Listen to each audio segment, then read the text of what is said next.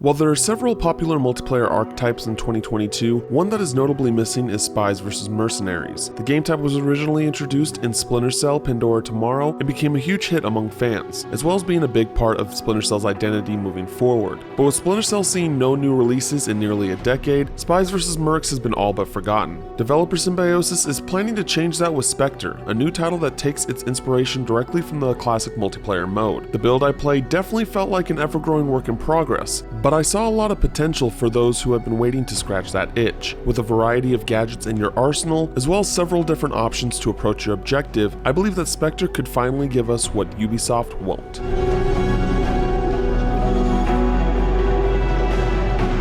Spectre, if you're not familiar with Spies vs. Mercs, is a team-based objective multiplayer game where each side has a different goal. Spectres, which are played from a third-person perspective, are stealth operatives whose objective is to hack all the terminals on the map. Reapers, on the other hand, are played from a first-person perspective with one simple goal: kill the Spectres. Both sides are equipped with different equipment and abilities in their kit, with Spectres being more passive when completing their objective. Most of their tools consist of ways to escape combat or to stay hidden, so they've got gear like a flashbang or cloak. Due to wanting to be as sneaky as possible, Spectres are not equipped with a lethal weapon. Their stun gun can temporarily disable an enemy Reaper, but it can also disable cameras, elevators, and laser detection grids too. You can even run and dive through lasers without being detected if you time it right. Just as in the game it's inspired by though, there is one way to kill a Reaper. If you sneak up behind them, you can grab them, choke them out, and break their neck. But this does take some time, so if an enemy teammate sees you, it could end badly for you. Reapers, on the other hand, are more offensive in nature. They're strapped with an assault rifle, grenades, and a flashlight to see enemies as they're hidden in the dark. That being said, you can sacrifice your light with the flick of a switch, which gives you the ability of motion sight, allowing you to see Spectres even if they're cloaked. Meanwhile, elevators are free for Reapers to use, but must be repaired if hacked by a Spectre, while Reapers are also able to freely pass through tripped lasers. Playing as a Spectre is the highlight here, as there is more freedom to attack your objective as well as movement. You can be direct and go straight for the objective, or be as patient as you want to either wait for the right time to neutralize the enemy team. Being able to sneak around while cloaked adds an extra level of fun, especially for people who like stealth games but may not be the best at them. You can climb up on a higher platform to get an advantage of the map and hide in spots like air vent tunnels. With that in mind, however, part of what makes playing as a Spectre so fun is what also makes playing as a Reaper so gratifying.